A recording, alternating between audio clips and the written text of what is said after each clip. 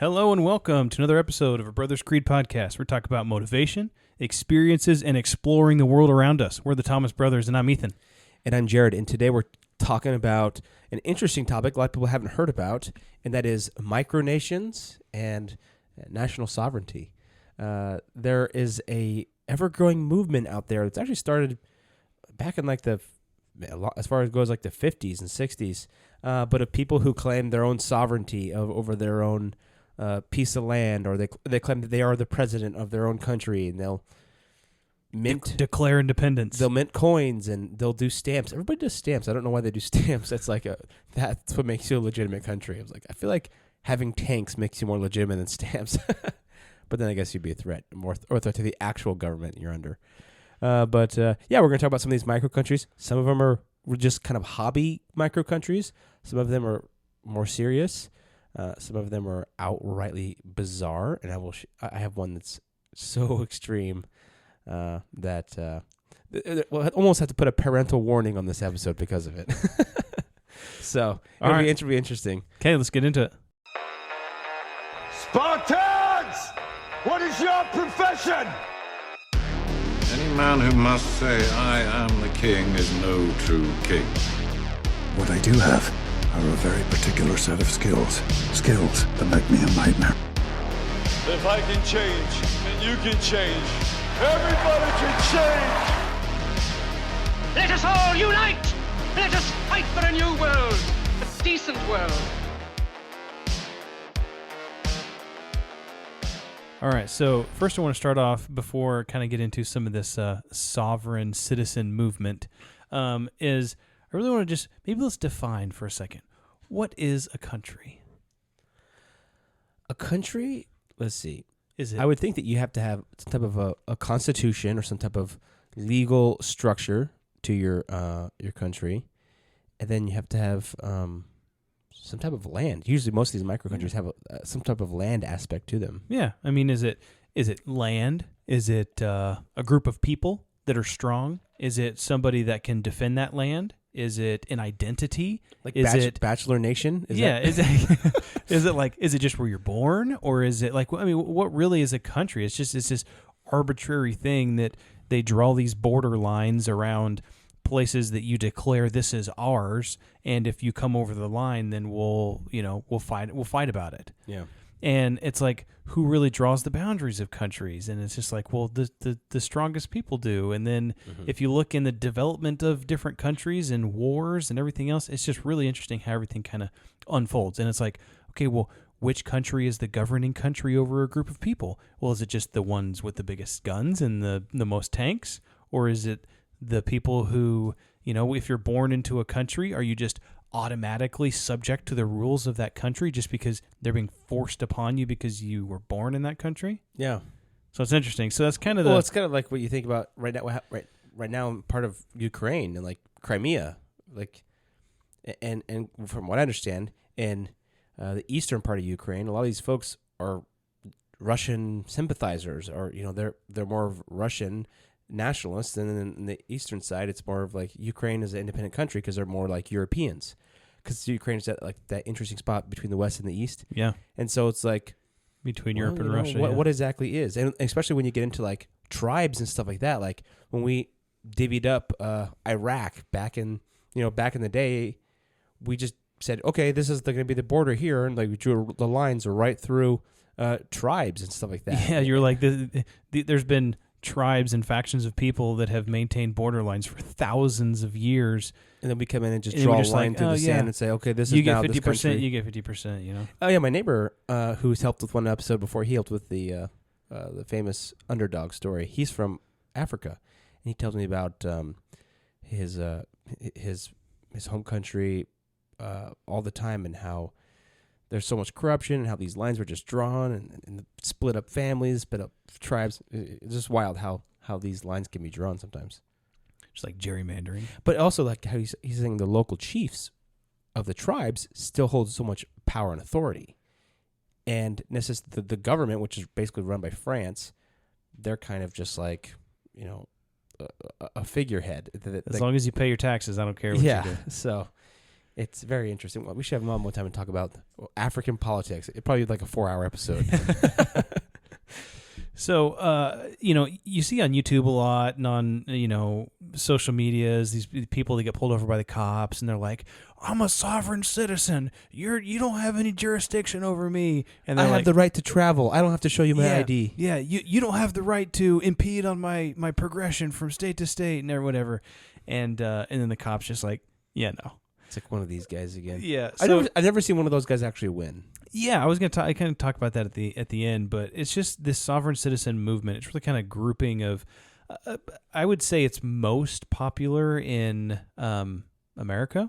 I don't know if it's just because of the freedom that we possess, and we have the freedom of speech, and we have the freedom of religion and practice and different things like that. Protest and freedom to do different things, and so maybe people just get more testy. Well, I've heard that it all goes back to something called common law. Yeah, it does. And I was going to talk about that a little bit, that these people believe basically that they are not subject to the jurisdiction of, for example, we're talking about the United States, of a specific country, right? So it's a group of, they call themselves activists and commentators and tax protestists, and some people call them conspiracy theorists as well, and they have all different types of ways of referring to them. But there's people who claim to be answerable only to their particular interpretations of common law, and they're not subject to any government statutes or proceedings unless they consent to them. And so that's their whole thing, is that when I was born in the United States, I never consented to being a citizen of the United States. It was just forced upon me. And so I never consented to being a citizen. So I am a sovereign citizen. I'm claiming my own independence, and I'm not subject to you. I'm subject to, roam the earth. I am an earth citizen. I am subject to roam the earth freely. Really? I kind of understood it a little bit differently, that there was like a set of common laws that like you have the right to move, you have the right to freedom of thought or freedom to make enterprise, and like there's this common law set somewhere that I don't know where it is, that these people were referring to almost in like a legal stance to say, hey, and I was under the impression it was more of like they were referring to a set of rules that existed, not necessarily what they felt those rules were, and then that they were like. So I don't know if common law is specifically like a book of common law that's written. I mean, there might be, but really, what they said, I guess, in their own words, is that they challenged the validity of kind of the contemporary legal system, and that they claim to answer only to God's law or to common law. And so, and maybe it's just kind of like that overarching, do unto others and the golden rule and the 10 commandments, right? They are subject to God's law and common law, and not, I guess they're subject to how things were before governments existed. So I think where these people get in trouble a lot of times is like, they say, well, I have the right to move around. And so me driving in a car, that's not something that the government grants me the right to move. Yeah, like that's an inalienable right that I have to move. And then the government's like, well, you have to have a license, and you have to have this, and you have to have that. Yeah, they're like, nope, I can move whenever I want to. You can't tell me if I can't move or not. I don't think it's particular. And I actually wrote down some different things, but disobeying some of these rules that are considered to be illegitimate in their minds, they regularly find themselves to be really, in kind of what we said at the beginning, in conflict with law enforcement and police officers, and even with judges, right? I've seen some people where, guys, there's this old guy who's in the back of a courtroom, and he's getting fined or getting ready to get thrown in jail because he killed a deer on his property without a hunting license, and they're trying to throw him in jail. And he's like, I don't need your permission to hunt deer for my survival on my land that I purchased. And he's like, what right do you have to tell me that I have to pay you to survive? Yeah. And it was like, you're not providing it for me. You're not whatever. And so that's kind of one of the things. But some of the different situations. I think I saw that one. Yeah. This old guy with a beard. He's got like 2 or 3 wives. Yeah, he's talking all like he's got a deep voice, and he's like, "You don't know, he's talking all political, and like the judge is just like, "Sir, according to the statute of this and this and that," and he's just going into it. So, a lot of different things that these people have is that they state that the police have no jurisdiction over them being a sovereign citizen. So things like traffic laws. A lot of times they refuse to get a driver's license. It's like, you don't, like you said, you don't grant me permission to drive. I drive because I can. It's my right. It's my right as a human being. You can't say to move around. Yeah, it's like travel. You can't stop me from going from one place to another. Whatever. And another thing is, they're not registering their cars, not carrying, not licensing their vehicles. Firearms, probably. Firearms. A lot of times they do. They're resistant to taxes. I'm sure.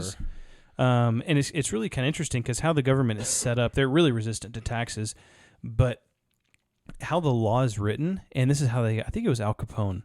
I think they got him on tax evasion, didn't they?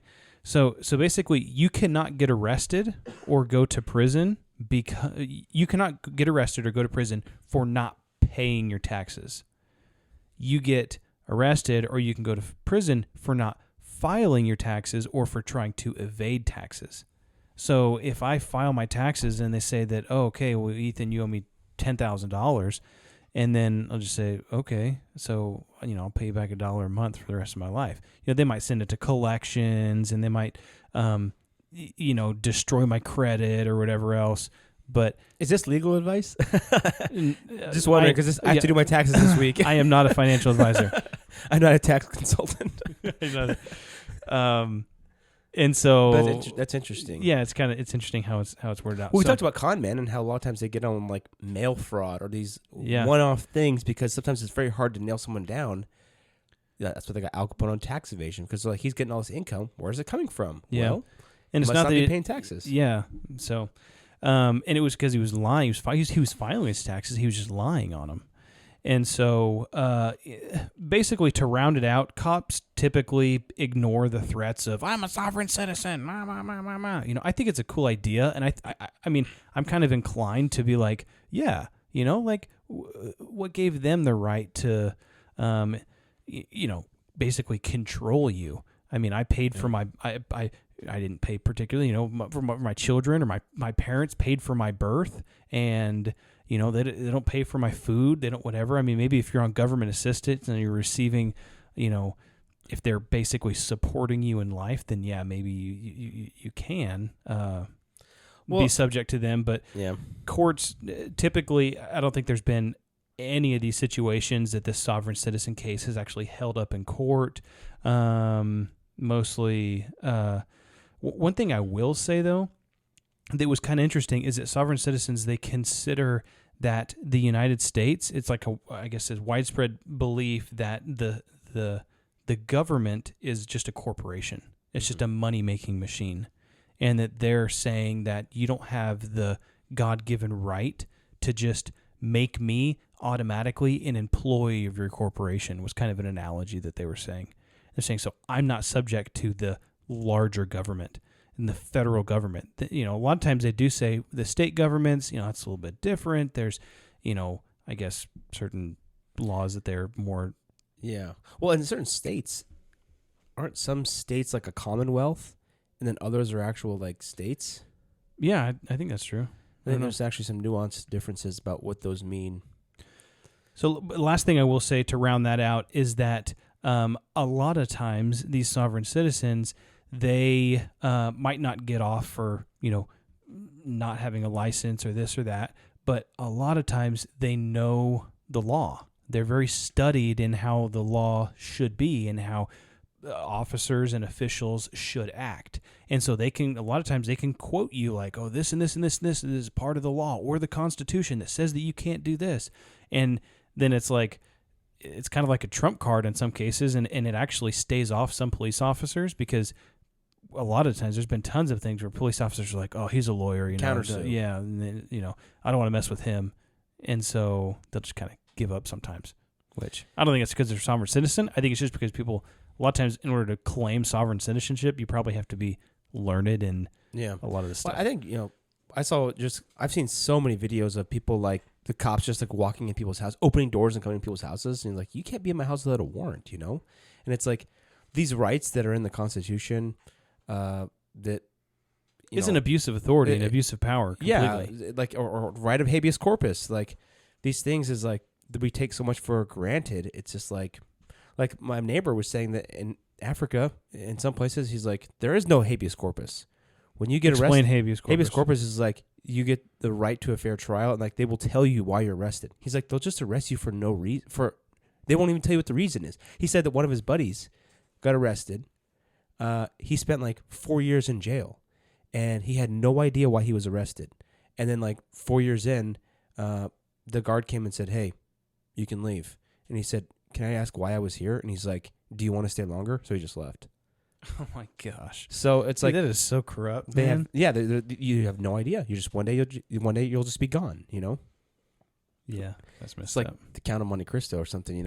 Yeah, guilty until proven innocent. That's so exactly. backwards. That's exactly how it is. That's what he says. Is that you have to the proof of the burden of proof is on the person who is being accused. And how can you prove that you didn't do anything if they're not even going to tell you what you did wrong? Yeah, exactly. Yeah, dude, that's messed up. It's tyrannical, man. Yeah, he was telling me about how messed up that the whole thing is. Well, like I said, we have to have him on. But yeah, it's interesting, the whole sovereign citizen thing. Well, that's very interesting. But the micronations. Yeah, how do micronations play into it? So micronations are actually, they kind of overlap with that a little bit, but I would say only a little bit. Micronations are like people who want to just set up their own countries. Or a lot of them can just be fictitious, kind of like role-playing type things. Although if you say that their thing is role-playing, they won't like that. But really, that's kind of what it is. They have like conventions. There's a span of these micronations. Some of them are just absolutely ridiculous, and some of them want to be taken more seriously. And so they'll send like emissaries from their micronation to another micronation, and like there's like a conference in Atlanta where they get together and they like talk about how great each other's countries are. Well, a lot of times with these micronations, they have like passport stamps. Yeah, they do. You have to when you go into this country, when you cross the street, into this country, they have like a little booth or something there, and they say, "Okay, you have now entered Thomas Landia." Yeah, exactly. And you're gonna get a Brothers Creed stamp on your passport. Yeah, exactly. They do that. A lot of these micro countries to promote their legitimacy, they will have their own currency, which I think in the U.S. it's legal to have your own currency. You can print your own currency as long as it's not trying to print U.S. currency. In fact, there has been cases in the United States when people have done that. They've printed their own currency. The Mormons did that. They printed their own currency. Well, and even think about the coal mines. And they were paid in company currency. Oh, yeah, yeah. And that company currency was only good where? At the company store. Yeah. And so they'll do their own currency. They'll do their own stamps, which I think is kind of stupid, especially now. But back in like the 90s and stuff, it was more legitimate. There was one, a guy said that he started his own country, micronation, and he said that he would, his dad would send out postage stamps with his own micro country postage on it, and he said that one day there was like a confrontation in their front yard between the postage man and this guy's dad, and he's like, his dad would not accept the letter back because he said that the postage was legitimate, and the guy was like, "You need to take this back, this is not legitimate." And he said, "My mom out of shame accepted the letter back." She was so embarrassed that she just accepted the letter back. My dad was pissed. And so this is one of the ones, I think it was in Australia, and they kind of passed it down. Yeah, so they kind of started, came to prominence in the 1960s. And two of the early ones that were really interesting, one was called the Republic of Rose Island, and this was off the coast of Italy. That one was in 1968, and they've set it up and they declared their independence, and the Italian government sent the Navy in there and blew it up. It was like a platform they had built. And nope, off the shore, and they were like, "Nope, this is done." So they went and demoed the whole thing. They destroyed it. So that one, the Italian government didn't take too kindly to that. The other one is a super interesting story. This is the story of SeaLand, and this one's off the coast of Great Britain. And I know we both kind of did this one together. Yeah. I have a little bit more of the history. Maybe we can just both go back and forth and talk about it. Yeah.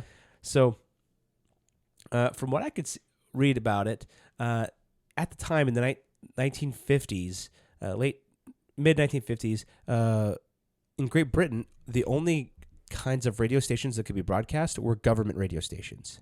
And so there was a guy who wanted to broadcast a pirate radio station, is what they called it, or a non-sanctioned radio station. They wanted to do this from boats or offshore out of the UK so they couldn't be prosecuted. And they could reach up to as much as 20% of the population with a new radio station. So it's the only commercial radio station out there, so it's pretty popular. Yeah, they had kind of like draconian censorship on all radio stations. Yeah, and so they would go. Yeah, go ahead. So basically, I guess before this, a little bit of the history before this in the late, or okay, I guess that's kind of mid-50s. But basically, during World War II, in the 1940s, the Nazis would fly air raids across the English Channel? The English Channel, and they would fly into London, and they would bomb London. And so they were, devastating London and just the people there and the citizens. And so Britain, they commissioned to build these, they were kind of these fortresses at sea. It was almost kind of like a big, like an oil rig type thing. And they built these fortresses. They built like 5 or 6 of them all along the coast where these German airplanes had to fly over in order to get to London. And they were military bases, and they had huge anti-aircraft guns on them, and they had like 200 men that would man these. They were in the ocean. They were like 7 miles off the coast in the water, and so there was like 200 men on each one of these forts. And apparently it was a pretty brutal existence. These men, it was just these tiny, tiny living quarters, and they were constantly on the watch for German U-boats out there and aircrafts, and there was people that they had tons of issues with soldiers committing suicide and different things on these forts just because they were in the middle of nowhere. In the middle of nowhere. Yeah. And you were so isolated. The only way to get out there was by a boat. And you're 7 miles, not you just swim back. And so after the war, these kind of became decommissioned forts, right? And they just sat there. They just sat abandoned for years and years until the 1960s when they were just kind of old, rusted out. They were just old and rusting, and the British government hadn't done anything with them yet. And so they were just abandoned. And that's when we had talked. You had mentioned these radio hosts. They started radio stations. Yeah, they started basically broadcasting from these barges or these forts that existed out there because they weren't being bothered. Yeah, because they were technically at the time in international waters. Well, yeah, at the time, but since then the Britain's sovereignty into the water has extended, and so now it's actually included in Great Britain's sovereignty. So anyway, that's just like the tip of the iceberg here. So there was a guy who really wanted to get on there, and first there was a guy named Jack Moore who got on there, and then another guy named Paddy Roy Bates. He kind of etched him out, and he acquired the structure from under Jack Moore. So what's interesting about that too is that this guy Roy Bates, he was in one of the forts, and then this Jack Moore guy, he was in a different fort, and they were both radio broadcasts or whatever. And then the Roy Bates guy, he wanted to like kind of take over that fort and claim it as his own, and so he was in like a legal battle with the government to take over this fort. And they were like, "Heck no, you're not going to do this," or whatever else. And so. But he realized, I don't know if you're going to talk about this, but he actually realized that the fort that Jack Moore was on was the only one of like the 5 or 6 that was actually outside. It was mistakenly built outside of British jurisdiction in international waters. And so they didn't have like Any jurisdiction, any you would kick jurisdiction him out over anyway. that. Yeah. And so this Rob or this Roy Bates guy, he went over to Jack Moore's and was like, "Get out!" And he just like he just kicked Forced him out. He just forced him out. He just kicked him out. And he was like, "This is mine now." And No, I didn't. That's so funny. I didn't look into that part exactly. yeah, and then you just keep going with the story, I guess. And then the story kind of builds for Roy Bates and. Yeah, so Roy Bates, he actually sets up his he actually apparently didn't even get that set up with his radio station, but he soon thereafter declared that his country is SeaLand, and he started issuing passports and I don't know if he did currency. The Principality of SeaLand. Yeah, and I don't know if he did currency or not. I don't think he did.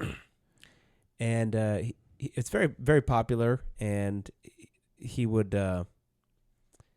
One of the interesting stories that took place. Do you have anything in 1979? Him and his wife went to the mainland for vacation. Do you have anything between that time?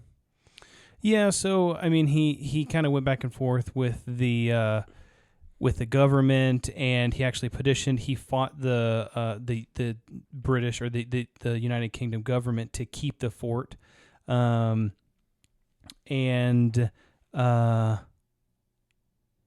they actually he actually won, and so they granted him, I guess, sovereignty over this fort.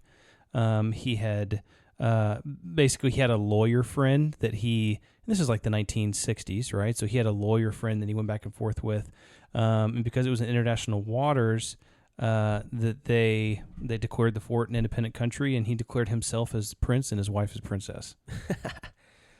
So, and then I got some other stories, but so the one that happened in 1978 is him and his wife went to the mainland for vacation and left their son Michael Bates on the platform to kind of protect the house and the country. He was the only one there. Only lone man. He's like home alone here.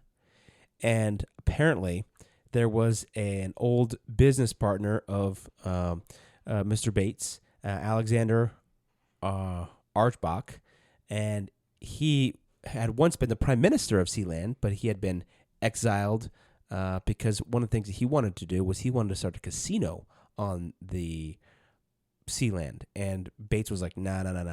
And then so they kind of had a falling apart, and he didn't take that too kindly. And so when this Alexander Archbach saw that they left, he thought it was abandoned. He was going to retake it. He was going to storm the SeaLand. And so he sent a handful of this is something right out of SeaWorld, man. A handful of German and Dutch mercenaries on jet skis and ski boats. You mean Waterworld?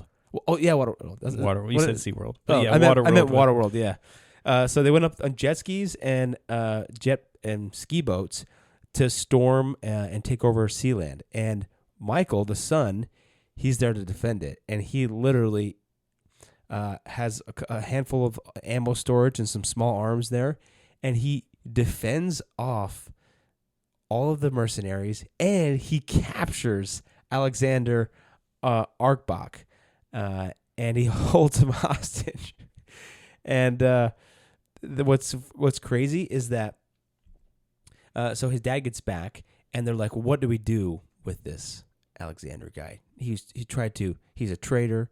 He tried to overthrow our country, and so what do you usually do with traitors? Execute them." But I don't think he wanted to do that. So what he did was he said, "Well, I'm going to hold you for ransom." And so what happened was he said, "I'm going to hold you for ransom for $35,000." And the two German diplomats went over to meet with Bates on SeaLand, which lends like so much credibility to the fact that he was his own sovereign nation. So like Alexander they probably hated that to begin with, And after kind of talking with them, he eventually relented and he gave him $35,000. I think he was in prison on SeaLand for like 3 months. Yeah, he was in prison. He was being held like captive. And so they actually paid him the money, and there was obviously lots of people that were upset about that, but they couldn't do anything about it. So, because he was in international waters, and the guy kind of swore to avenge, get back at that SeaLand. And it's interesting. You ever heard of the Panama Papers? No. It was something that came out, I think it was in the last 5 years or something like that. It was a bunch of papers out of Panama where a bunch of these shell corporations had been opened up, and all these corrupt politicians and stuff were opening up all these companies offshore, and then they were funneling money, laundering money through stuff. Anyway, all these papers came out, and one of the papers was that this guy, Alexander Arkbach, had set up a shell company so that he could try and get at SeaLand. And so he never was successful, but that was his whole plan. So SeaLand today is still a micronation. It's still a sovereign country. And there's two people that run SeaLand currently, and it is Prince Liam and Prince James, who are the grandsons of Roy.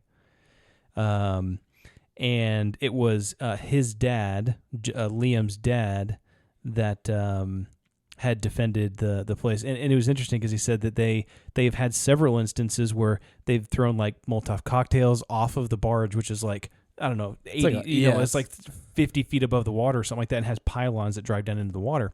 But throw Molotov cocktails off into boats that are trying to attack the thing. And it's just and there was actually another. It's a very good defensive position. Yeah, there was another story too about it was a different time that same guy Mike, his Roy's son, was on the ship by himself, and it's not technically a ship. It was a ship. It's a platform. It's a fort. It looks like basically two giant concrete pylons, pylons, cylinders that are driven with into the ground. A platform just sitting on top of both of them. That's what it looks like. And there's a little building on top of the. Yeah, and then actually inside both of those cylinders going down, there's rooms all the way down below the water level. Wow. I didn't know that. Yeah, I watched a YouTube video on it, and on that same YouTube video, the son was telling a story. It was a different time when the dad was on the barge. He was on the fort by himself, and some people did come by helicopter, and they were able to sent them down on the helicopter. It was someone that he kind of knew, I guess. It kind of tricked him, but he got there, and there was 3 or 4 guys, and they captured SeaLand, and so they put the dad in one of the the rooms in SeaLand, and he was in there without food or water for 3 days, and so finally, I guess one of their one of the supply ships came, and I don't know if he escaped or he was able to get off somehow, but he was picked up by a fishing vessel, so he's able to get onto a fishing vessel, and then made his way back to England, hooked up with his dad, who was in England at the time, off of SeaLand. And his dad was like, "Oh no!" And so they got a bunch of their buddies together. One of the buddies was a stunt helicopter pilot, and so they took the doors off of his helicopter and they flew the helicopter out, and they were all hanging off the helicopter and stuff, and flew the helicopter out, and he kind of hovered down a couple of feet off the ground, and everybody was jumping off the helicopter, and they were going to take SeaLand back, right? And the dad, Mike, I think it was his name. Bates, yeah. Mike Bates. The son. The son of the head guy, the dad of the boy I was watching that was telling the story. He was about our age. He was probably late 20s, early 30s. And he said his dad, Mike Bates, jumped off the helicopter, and he had a shotgun in his hand, a sawed-off shotgun. And he jumped off the helicopter and dropped the shotgun, and it shot. It was a double-barrel shotgun, and it shot both of the shots off because he dropped it. And it was like... And the helicopter flew off, and there was 3 guys that were on the fort, and they heard the gunshots, and they all came out with their hands up, and they're like, "We're done, we surrender, we surrender." Right? That's and it's just it's crazy. When you're on your country, man, you got to be able to defend your country. Yeah, that's why I said earlier. I would have thought that an army is more important than postage stamps. Yeah. And I was watching that thing, and it was a guy that was taking a tour of the ship and kind of interviewing Liam Bates, and it was interesting because he told the story of when they were invaded. They also have a national football team right? And they they said that there was one confrontation with the British Navy where they actually fired shots at the British Navy ships, like warning shots, like across the bow of this Navy ship. Oh, I think I saw that he shot a flare at a Navy ship. Yeah, or something like that. But he went to court and they were just like, well, it happened in international waters, nothing you can do about it. Yeah. So they were interviewing him and they were just kind of talking about, one of the questions he asked is, how do you guys make money? Right? How do you whatever. And so they actually have a website called Sealandgovorg. And you can go on there. They sell trinkets and T-shirts, and you can actually become, it's like $500, and you can become like a Dutch and Duchess of Sealand. You get these certificates and stuff. Do you have to pay taxes? And then Can I set up my corporation there? So the next question he asked was, is this a tax safe haven? And the son, or the Liam guy, he said, no, it's not, because we have not been able to set up banking. He said we can't be legitimized because the banks don't see us as like a legitimate country. And so, I mean, I guess technically if they were to make money within their own country and it's just their family thing, they could just say that there's zero taxes. Yeah. Right?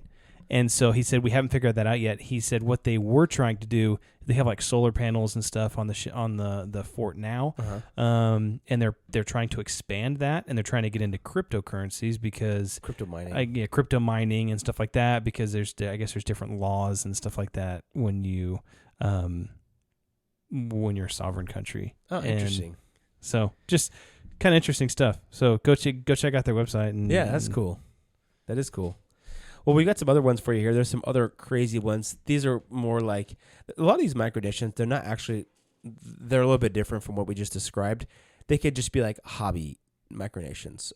When this one guy was watching a video of the conference that they got together, and this girl's like, this is my micronation. She like opens a briefcase and there's like 2 rocks in it. She's like, this is the country. This is the land. I saw that, and then she was like, if you pay me $10, I'll let you touch the tallest peak on my nation, which is like you touch the top of the highest little peak of the rock, and you're like, I've touched the highest peak of this nation. You're like, oh my gosh, that's a $10 charge. What else can I? Yeah, seriously. It's so funny. It's almost like it reminds me of like a flat Earth conference or something, Yeah. And these guys are all eclectic. They all have like they look like something straight out of like The Dictator, or these guys have like what was that movie? Their Sacha Baron Cohen, like they had their military garb on, all these medals and stuff, that I'm sure are well earned. It's like, this is for BB gun art, BB gun, being able to shoot BB gun when I was a kid, and this is for this, And anyway, there's one that's was called the Nation of Celestial Space. So that was also called Celestia. And it's basically comprised of all of outer space. This guy Mangan,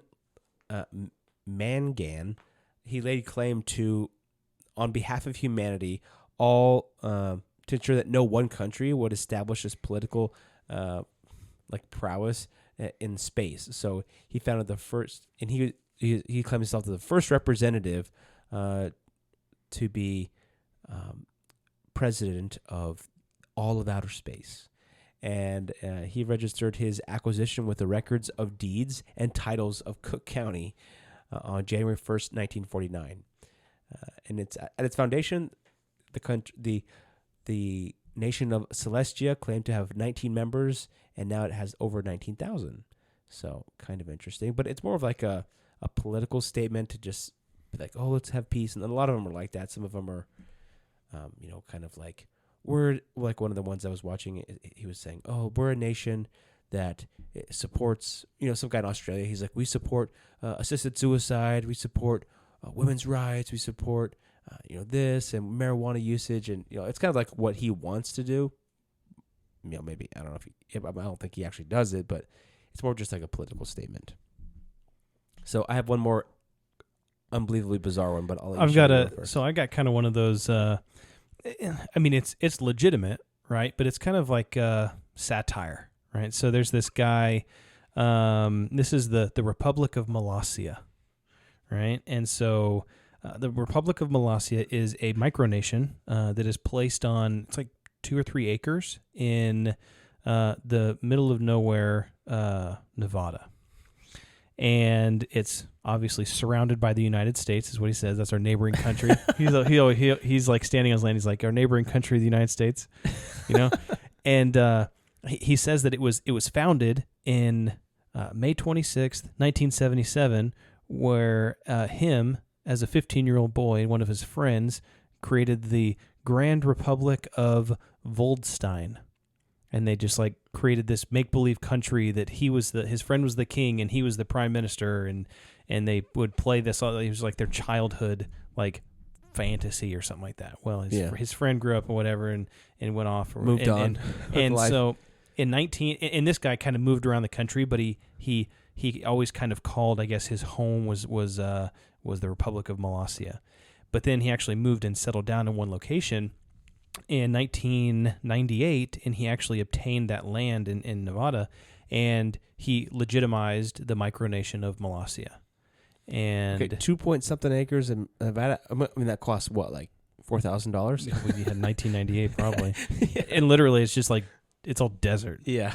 And so he's actually built like all of these little shacks. Like there's like a guard shack, and there's a jail, and then there's a post office, and there's a bank, and there's like all these little like sheds. Yeah, it's like a play town. It's almost like a play ghost town or something like that. And all of his all of the workers and his the bank teller and the guy who's running customs, whatever, they're mannequins. And so you go in and you actually get your passport stamped and everything else. And his name, he goes by, on his business card, it says His Excellency President Kevin Baugh. That's what it says on his business card. So that's what it says on mine too. Yeah.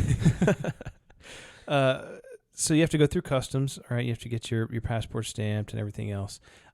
He admittedly says that there is a certain level of satire that goes along with him creating this nation, right? And some of the laws of this nation are like some of the crazy laws that exist around the United States. Like you can't ride a camel down Main Street, or it's like he created this law that I guess he was supposed to be in some, I don't know if it was National Geographic magazine or something like that.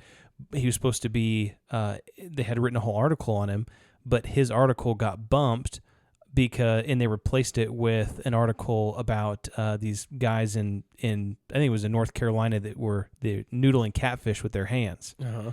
And so he has a rule, now a law in his micronation, that there's no catfish allowed because he was so upset that his article got bumped out of the magazine. So they live here. He has he wears his military uniform with his hat, and it's got this big sash, and he's got a whole chest full of medals and stuff. Yeah. And I mean, really nice guy from a couple of videos that I watched, but he's doing it. He said he hates to use the word hobby, but it's a hobby, right? It's something that he enjoys doing. It's kind of a lifestyle that he's created. His whole family is in on it. I bet it's kind of a tourist attraction too. Yeah, I mean, it was him and his wife that started, and now there's 32 citizens that live within, not live on the property, but there's 32 citizens of the Republic of Molossia, which are his family, his kids, his grandkids, and so it's grown, which is kind of cool. Yeah. But another funny thing is he's got stamps, everything else. One really interesting thing is that he actually has a currency, and he has a printed currency. It's called the Valora, and you get these Valora dollars and everything else. But you know how like they used to have the gold standard of the dollar was backed by gold? Well, in the Republic of Molossia, all money is backed by chocolate chip cookie dough. And there's like a going weight for chocolate chip cookie dough that each one Valora is backed by, I don't know, it's like, quarter pound of chocolate chip cookie dough. And so I was watching this one thing, and these guys went there and just kind of were interviewing him. It was like this news thing, and they went to the store and they bought a whole cooler full of chocolate chip cookie dough, and they took it to him and they like opened it up, and it was just like it was like 50 pounds of cookie dough, and they were like, "We bring you treasure," and it was just like funny. Homage to the president, Yeah. excellency. So that is a very peaceful way. I mean, it is kind of just that satire thing. I mean, I guess obviously he still obeys the laws of the land, and it's more of that satire, but it's a legitimate micronation that he set up. I mean, it's legal. It's What makes it legal? that he, I guess, claimed that it was. Now, who has jurisdiction over that? I don't know. I would think that it's not legal at all. I think it's just like if I could say I'm president of my house. It's like the government's like, okay, well, you can say you're Lord Excellence of whatever you want, but as long as you don't break our laws, we're fine with whatever. Yeah, well, I think legal in the sense of he's, you can declare it, you can submit papers, you can, I don't know all of the technical legalese that goes behind it, but yeah, I saw this one. and I don't think it would stand up in court. Yeah. I saw this one little tidbit, and it said micronations are distinct from secessionist movements. Micronations' activities are almost always trivial enough to be ignored rather than challenged by the established nations, whose territories they claim. Several micronations have issued coins, flags, postage stamps, passports, medals, and other state-related items, often as a source of revenue. And so he's probably just not doing anything like it's like. But it's not like the whole yeah. southern United States seceding from the Union. Yeah, and they're exactly. like, oh, shoot, Okay. we need all your taxes, so Yeah, we're going to exactly. go get you back. Yeah, I think that's where one thing. There was one that I was telling you about, that one guy in Australia, and he set up a micronation. He's like, I'm not paying any taxes. He had a ranch. He's I'm not paying any taxes. I'm not. He didn't take any benefits. No, he was a veteran. He didn't take any veteran benefits. And eventually, the tax man in 2020. What was happening in 2020 in Australia? I wonder. Anyway, they came and took his land. So. They probably made him get vaccinated, too. Probably so. Yep. They forced it on him. Well, I think he died, and he let his son take over. He anointed his son to be next prime minister, so they probably gave him the jab. But the last one here is so bizarre that this one deserves a parental warning. If there are any kids listening, you can just end now. So this one's called the Otherworld Kingdom. And you have no idea what's coming. It is a BDSM commercial femdom, so female dominator. dominatrix, Okay. resort / micronation. And this is in Czech Republic. So basically, it maintains its own currency, police force, passport, flags, state hymn, the whole nine. At least it did. Established in 1996 by Queen Patricia. The stated goal is to get the state's goal, quote, is to get as many male creatures under the unlimited rule of superior women on as much territory as possible. Close quote. So, obviously it's a very dominatrix type of a situation there against men. And there are a series of different classes below the queen. So there's, this is a class society. First, there is the sublime ladies, or the lady citizens, and you have to have a certain criteria to be a lady citizen. One is you have to be reach the age of consent. Also, the next one is the ownership of at least one male slave. So you have to have at least one male slave. Okay. You have to obey the principles and laws of OWK, which is the Otherworld Kingdom. You have to send an application for the citizenship, and you have to spend at least 5 nights in the area of the Queen's palace. Which Easy. Yeah, easy. Except for you have to have a male slave. Also, you have to be a woman. So the Queen's subjects. Then the next class is the Queen's subjects. So these are men who must obey the Queen's laws. They can pay taxes, and they actually have the right to travel freely. They can own property. They can have children, and they can change employment as they want. And here's the kicker: they have the ability to state their his opinion. He can state his opinion. Oh, okay. So that is the queen subjects. Now the third class is the slave class. Now this was from their. Was a male class who had forfeited all rights, were property of the queen or sublime ladies, and were considered to be on the level of a normal farm animal. And that's directly from their website. By the way, the website looks like something straight out of like the 1990s. It looks I was gonna say, how's that website? Yeah, it's borderline shady. Especially when you like. I didn't see any nudity, but I did look at the sublime ladies. Like they had pictures of all the sublime ladies, and the pictures were absolutely hilarious. And it was hilarious. So on the level of farm animals, and the property itself is about 7.5 acres. There's a restaurant. It's like on a it's kind of like a chateau. It has 2 dungeons, a horse trails, stable.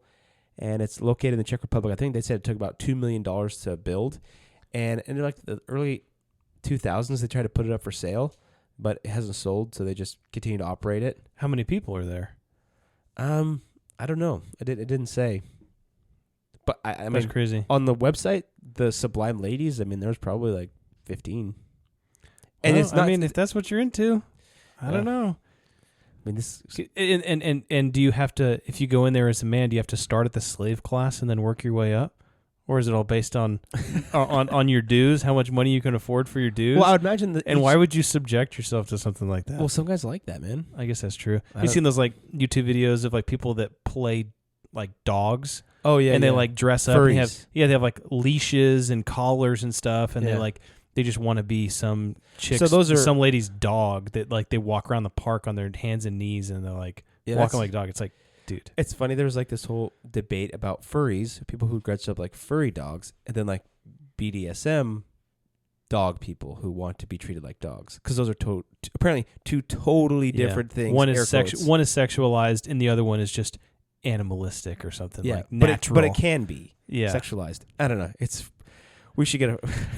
I was gonna say we should get a furry on the episode. Actually, maybe not. You should call one of these ladies, Sublime ladies. Yeah, I was gonna say ladies of the night, but that's not right. No, just wild. I saw this on there. I was like, this is the most bizarre thing I've ever seen. But if that's gonna happen anywhere in the world, it seems like the Czech Republic is gonna be the perfect place. Yeah, exactly. So I'm sure that that would be an interesting place to go for the weekend. But you know that there was a guy place. If there was a guy place like this, oh, dude, that's a good place to be shut down in a second. Immediately. Well, I'm going to go on record. That's because it probably wouldn't be like voluntary. It'd probably be like an actual sex slave. Well, and the thing situation. is too is that the men there, I mean, as a man, you could still probably physically overpower the women in general anyway. But and that's not a sexist quote. Well, that's just fact. What type of you have to think what type of men are subjecting themselves. Well, I guess that's true. But I'm going to go on record and say this: I would much rather go visit SeaLand than I would to go visit this place. Yeah. Or Mosslandia or whatever. Yeah. Molossia, yeah. Molossia, yeah. So yeah, that's funny. So anyway, these micro countries are so crazy. There's so many of them. In fact, there's maybe one right around your corner. There's dozens in the United States and all over the world. So yeah, there's even it's kind of interesting too, and we don't have to get into it as well. But also looking up with this, I looked up how like Indian reservations are kind of sovereign nations in and of themselves. But that is kind of different than this because they have been granted sovereignty from the federal government, and they have their own reservation police. They have their own judges. They have basically they are their own country, and they are not subject to the state jurisdiction at all. And only federal officers of federal agencies can really have any jurisdiction on Indian land, on Indian reservations. And even with that, I guess there's just this. I mean, you've seen Yellowstone, right? Yeah. I mean, there's like massive clashes between federal police and like reservation police and livestock commissioners, and there's and the state police. Like people, if somebody's the state police are chasing somebody and they go into reservation territory, it's like all this big, switch over. Yeah. And so it's really interesting how that kind of all set up. But maybe we'll go over that in a different episode. Yeah. I heard there's a new show coming out with is it Josh Brolin or Jason Brolin? The guy who played Thanos? Is it Josh Brolin? Josh Brolin, yeah. Yeah, he's kind of like the patriarch of a house. It's kind of like Yellowstone. It's supposed to be on Amazon. Oh, interesting. Yeah, it'd be interesting to check out. It basically seems like the same thing, but yeah, I don't know. I watch it. Anyway, well, that was an episode. Hopefully, you guys are interested. If you've never heard about Micronations, hopefully you liked it. And that's what we do. We explore new things and we talk about different interesting things. I think the story about SeaLand is absolutely fascinating. Ethan, I'm sure you love the story about the other world.